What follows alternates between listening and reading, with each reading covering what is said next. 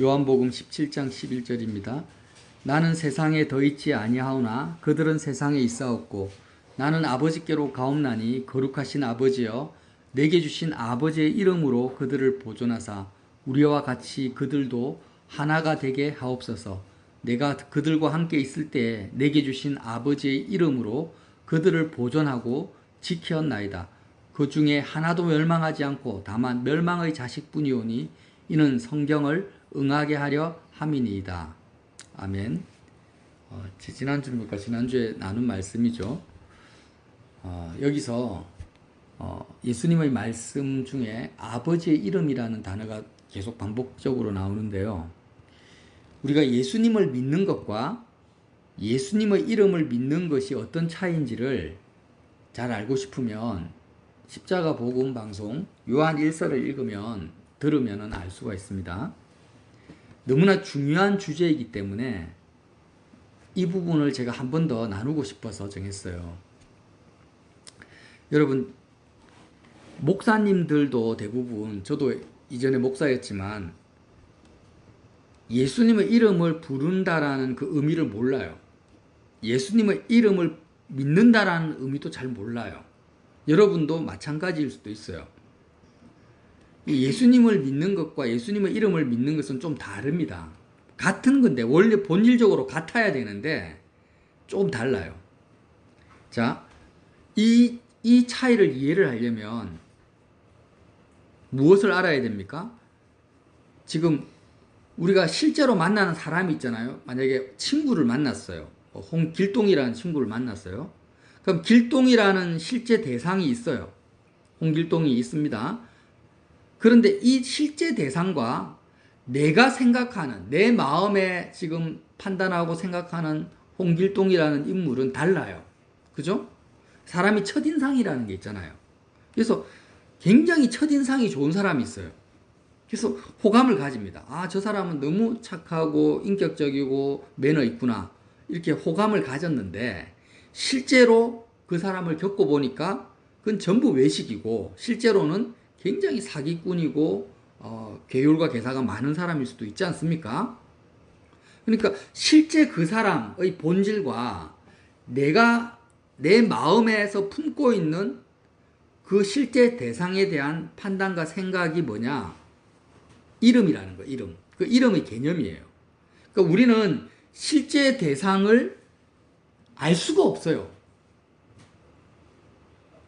절대 모릅니다. 그 사람이 어떤 사람인지 그 사람의 본질이 뭔지를 알 수가 없어요. 조금 더 나보다 더 아는 사람이 있다 할지라도 그 사람도 심지어는 자기 자신도 나에 대해서 모르는 거예요.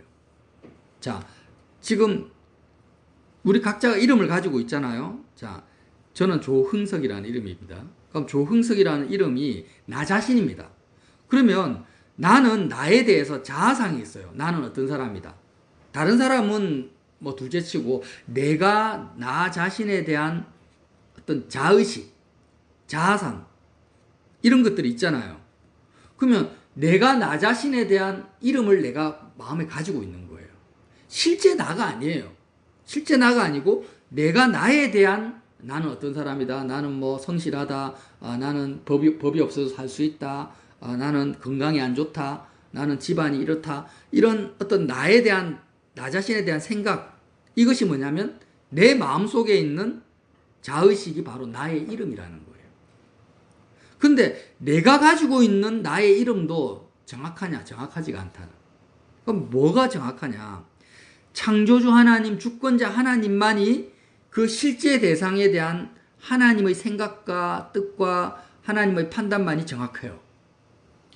그것만이 정확한 거예요. 나도 나 자신에 대해서 정확한 판단과 정보를 못 가지고 있어요. 우리가 그런 사람 많이 보잖아요. 어떤 사람을 만났는데 자기가 대단히 위대한 사람, 남들보다 탁월한 사람이라고 스스로 생각을 해. 근데 제3자가 보기에는 정말 말도 되지도 않는 과대망상증에 걸려있는 사람도 우리가 많이 보잖아요. 그러니까 그 하나님만이 그 사물에 대한 그 인격에 대한 그 상황에 대한 하나님의 마음속에 있는 판단과 생각만이 뭐예요? 진리입니다. 그게 진실이에요. 그게 실제인 거예요. 다 정리합시다. 이름이라는 것은 그 실제 대상에 대한 나의 생각과 판단이 내 마음속에서 형성된 그 대상을 이름이라고 합니다. 이름. 부모도 자식에 대한 이름을 가지고 있죠. 아, 우리 아들은 너무 착하고 성실하다. 부모가 그렇게 생각을 해요. 자기 아들에 대해서. 그런데 실제 그 아들의 모습은 착하고 성실하지가 않을 수도 있어요. 부모가 착각을 하는 거예요. 대부분 학교에서 문제를 일으키면 부모들이 오면은 다 그냥 놀라고 반박을 합니다. 왜? 자기가 생각하는 자녀의 모습이 아니기 때문에. 부모 마음속에 있는 아들의 이름과 실제 아들은 다른 거예요. 자, 그러면 우리가 지금 어떤 인격적 대상뿐만이 아니고 상황을 한번 살펴봅시다. 사업을 하는 사람이 거의 부도 직전에 나와 있어요. 부도 직전. 조금만 있으면 압류가 들어가고 이제 큰일 납니다. 재정적으로 파탄에 이릅니다. 그럼 그 상황에 대한 이름이 그 사업가의 입장에서는 어떻습니까? 굉장히 슬프고 절망적이고 우울한 그런 상황적 이름이 그 사람의 마음속에 들어와 있어요. 근데 하나님이 보시기에는 그런 부도 직전의 상황이 하나님 보시기에는 어떻냐? 구원에 굉장히 가깝고 예수님을 만날 수 있는 절호의 기회고 그가 세상을 떠나서 천국에 마음이 들어갈 수 있는 바로 직전의 상태일 수도가 있다는 거예요. 그러면 우리가 처한 상황에 대해서도 우리는 나의 판단과 생각이 정확하냐? 아니라는 거예요. 하나님의 판단과 생각만이 정확합니다. 알 수가 없어요. 자, 그러면 지금 저와 여러분이 인생을 살아오면서 수많은 이름들이 있습니다. 자녀에 대한 이름, 상황에 대한 이름, 나 자신에 대한 이름, 내 과거에 대해서 나는 잘 살았다, 못 살았다. 내 미래에 대한 이름도 있습니다. 내 생각과 판단이 계속 형성되어져 왔어요. 그것이 이름이라는 존재로 내 마음속에 각인되어져 있단 말이에요. 이해가 되시죠? 그러면 내 마음속에 있는 수많은 이름들이 그게 진리일까요? 거짓일까요? 다 거짓이에요. 다 거짓. 다 내 착각이고 판단 미스고 다 거짓이라는 거예요. 나는 실제 대상을 만났고 실제 사건을 경험했지만 내 마음속에 있는 그 이름들은 나의 판단과 생각은 정확할 수가 없어요. 그러면 그 실제 대상에 대한 정확한 진리와 진실은 어디에 있느냐? 어디에 있습니까? 오직 하나님 아버지 안에만 있다라는 거예요. 자, 그러면 저와 여러분이 예수님을 믿는다. 예수님의 이름을 믿는다라는 거예요. 예수님의 이름을 믿어요. 예수님의 이름으로 기도를 합니다. 예수님의 이름을 믿는 것과 내가 내 마음속에 있는 다른 이름의 차이는 뭐냐? 이게 굉장히 중요하다라는 거예요. 예수님의 이름을 부르면 구원을 받는다라는 거예요. 그럼 예수님의 이름은 무엇인가? 첫 번째, 내 마음속에 있는 수많은 세상에 속한 이름들이 이 세상에 속한 이름들을 품고 있는 나는 십자가에서 죽어야 될 존재라는 것을 가르쳐 주시는 이름이 바로 예수님의 이름이에요. 세상에 속한 나, 내가 여태까지 자식에 대해서, 남편과 아내에 대해서, 내 상황에 대해서, 뭐 정치인들, 대한민국에 대한 수많은 이름들이 있단 말이에요. 내 생각과 판단들이 있어요. 이것이 다 모조리 다 거짓이고 이런 이름들을 가지고 있는 나는 거짓 덩어리다. 정말 이런 나는 십자가에서 소멸돼야 된다. 라는 것을 가르쳐 주시고 알려주시는 이름이 뭐냐면 예수님의 이름인 거예요. 그래서 예수님의 이름 속에는 뭐가 들어가 있냐면 예수님의 이름 자체에 복음의 내용이 포함이 되어 있어요. 어떤 내용이냐? 예수님이 십자가에서 나 대신 죽으시고 부활하시고 승천하신 예수님의 죽음과 부활과 승천의 그 사역이 예수님의 이름에 포함되어져 있다는 거예요. 그래서 우리가 예수님의 이름을 부른다라는 의미는 뭐냐면 예수님의 이름 속에 있는 그리스도의 죽음과 그리스도의 부활과 그리스도의 성천에 내 마음이 참여하는 걸 말합니다. 자, 정리를 해볼게요. 세상의 모든 이름들은 뭐 우리가 내가 대통령의 이름을 부른다. 그것이 나에게 미치는 영향은 아무것도 없어요. 나에게 어떤 영향도 없어요. 내 마음에는 그냥 대통령의 이름에 대한 무게, 그것만 존재하는 거예요. 근데 예수님의 이름을 부른다라는 것은 예수님의 이름 속에 뭐가 있다고요? 내 마음속에 있는 세상의 모든 이름들은 다 거짓이다. 거짓을 품고 있는, 세상에 속한 내가 예수님과 함께 십자가에서 죽었다라는 것이 포함되어 있죠. 근데 그리스도의 죽음에 내가 참여하는 것이고, 그리스도의 부활은 오직 하나님 아버지만이 내 마음에서, 하나님 아버지의 이름만이 내 마음에서 조명을 받는 상태. 그게 바로 그리스도의 부활에 참여하는 상태예요. 자, 오늘 말씀을 한번 봅시다. 17장 11절에 나는 세상에 더 있지 아니하오나 그들은 세상에 있사옵고 나는 아버지께로 가옵나니 거룩하신 아버지여. 자, 굉장히 중요한 말씀입니다. 내게 주신 아버지의 이름으로 그들을 보존하사. 내게 주신, 예수님에게 주신 어떤 거요?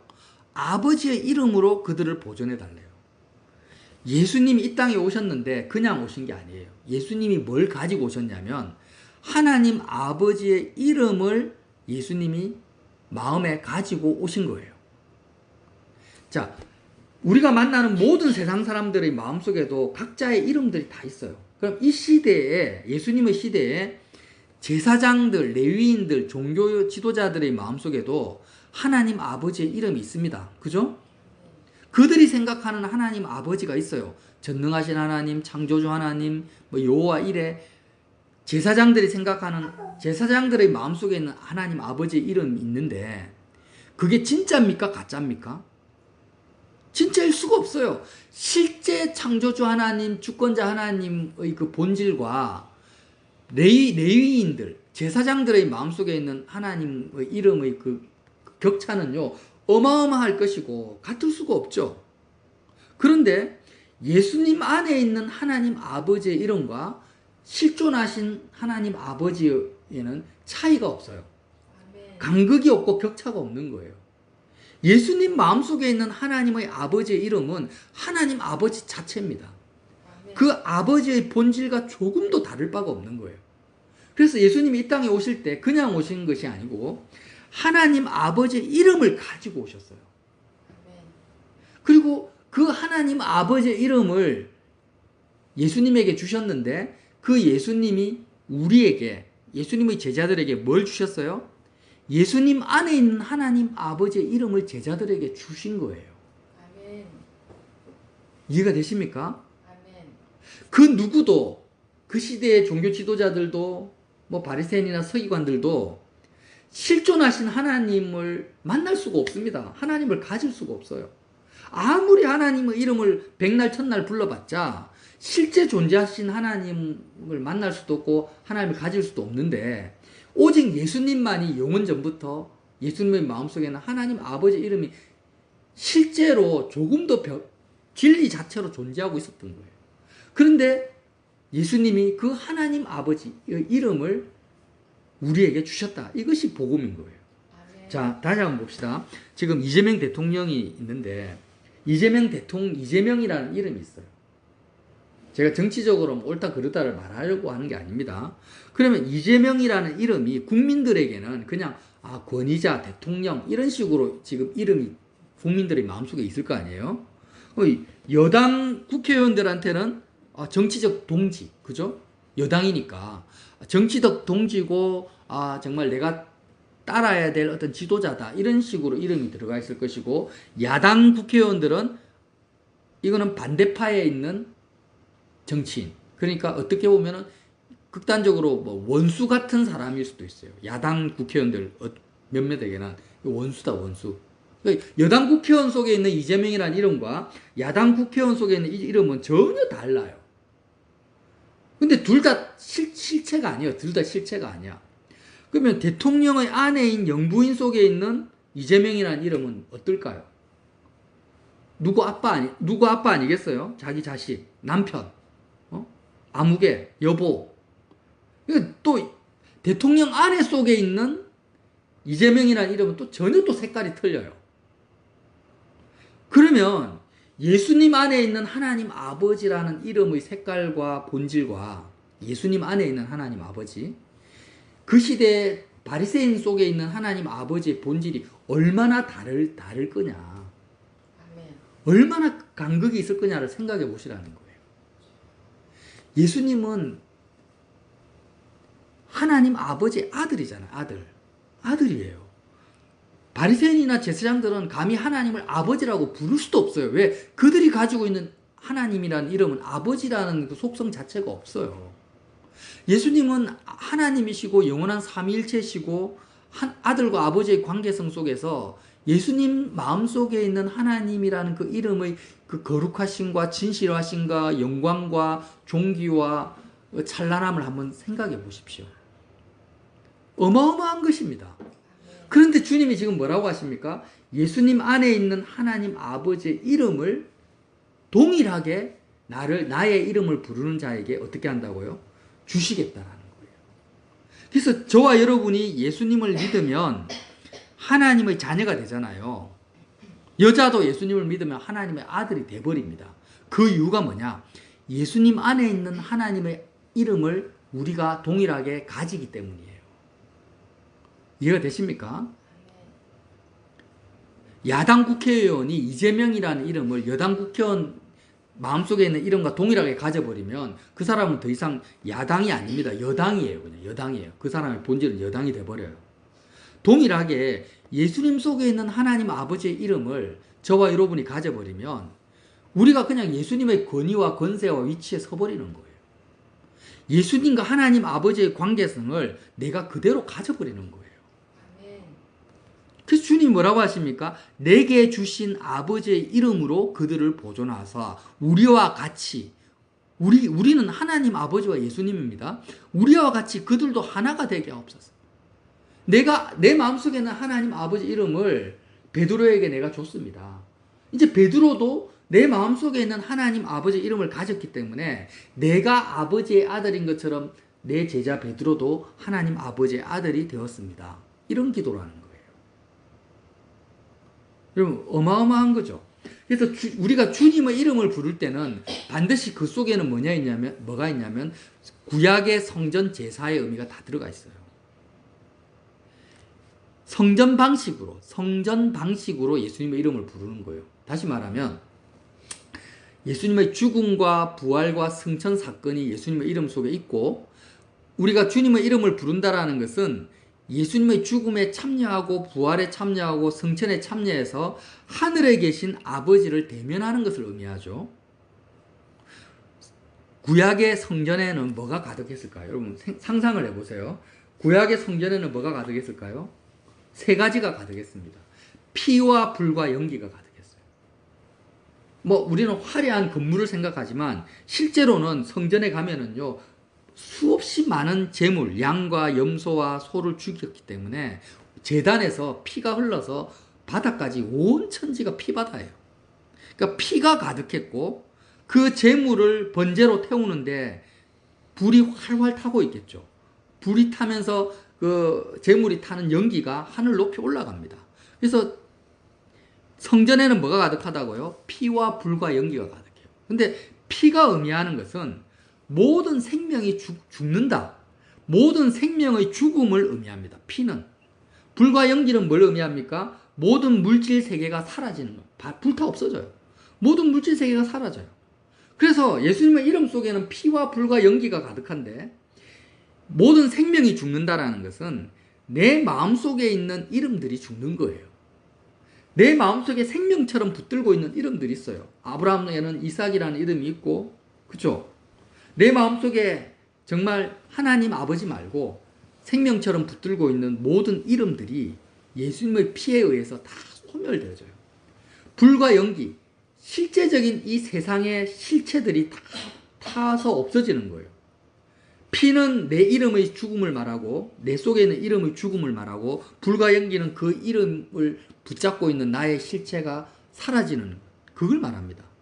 그래서 저와 여러분이 예수 그리스도의 이름을 부를 때 어떤 현상이 나타나야 되냐면, 자 이제 정리를 하고 마칠게요.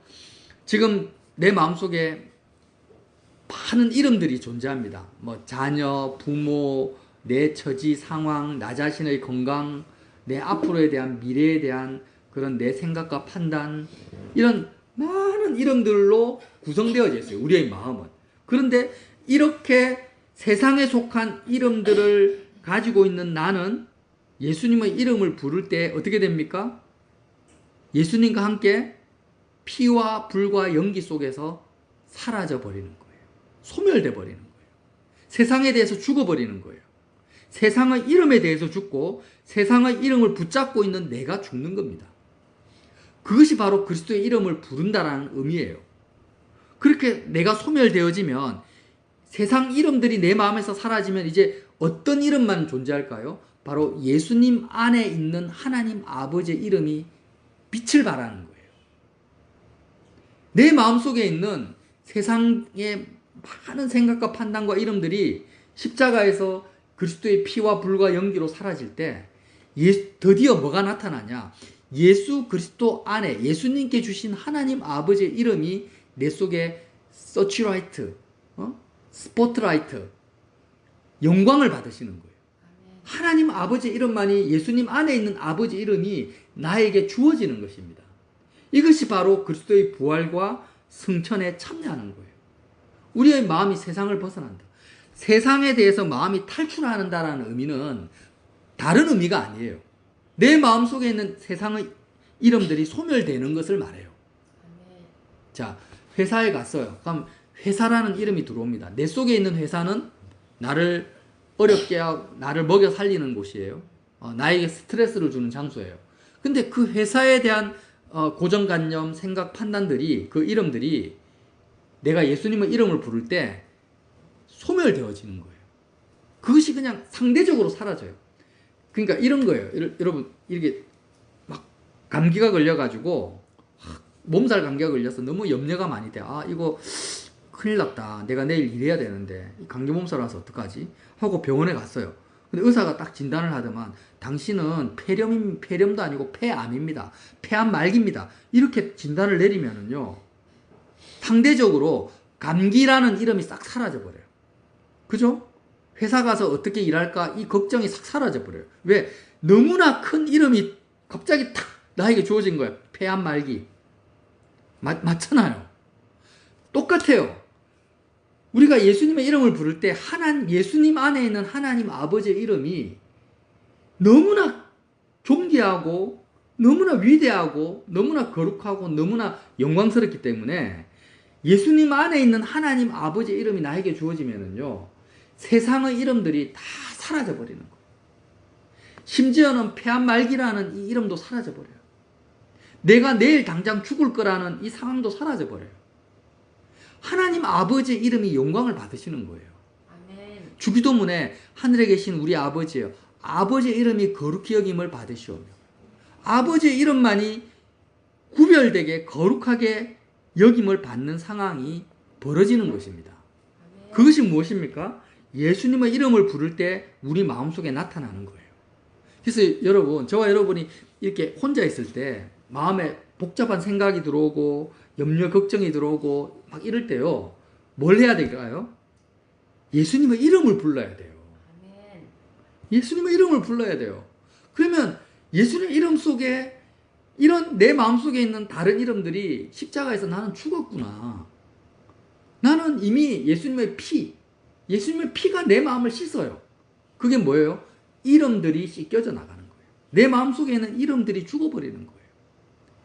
예수님의 십자가에서 연기와 불이 붙고 성령의 불세례가 임하는 거예요. 성령의 불세례가 바로 내 마음속에 있는 이름들을 태워버리는 거예요. 아멘. 그래서 이런 그리스도의 그 이름 속에는 어마어마한 존재적 변화, 존재론적 변화가 포함되어 있는 것입니다. 내 자아가 바뀌어버리고, 내 정체성이 바뀌어버리고, 내 자의식이 바뀌어버리고, 내 마음과 생각이 오직 예수님 마음속에 있는 하나님의 이름을 소유하는 상태로 바뀌어지는데, 이것을 뭐라고 합니까?